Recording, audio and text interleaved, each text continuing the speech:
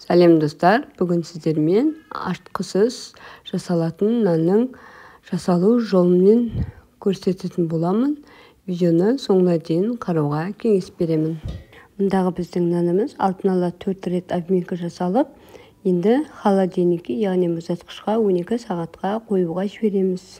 Заквасканы алтын ала қалай жасау қажеттігі және апараны қайтып жасайтынымыз туралы менің алдыңғы видеоларымда көрсетілген.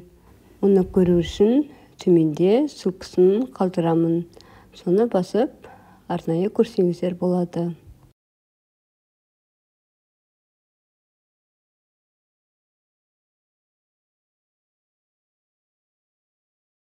Менің наным дайын болды. 12 сағаттан кейін көздеріңізден шығарып ашып жатырмын. Күшті болып көтеріліп, әдемі болған. Енді соны қызып тұрған пеште пешімізді алтын ала қыздырып аламыз. Міндетті түрде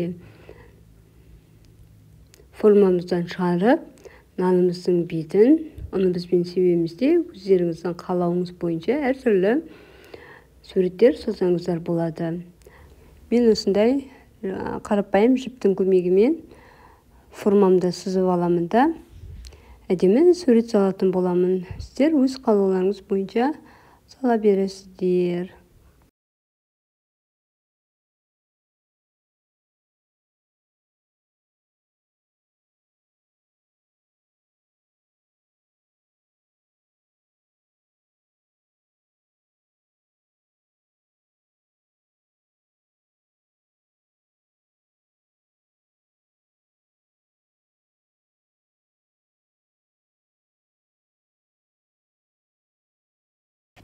Қызып тұрған пеште 230-240 градуста пісіріп алатын боламыз.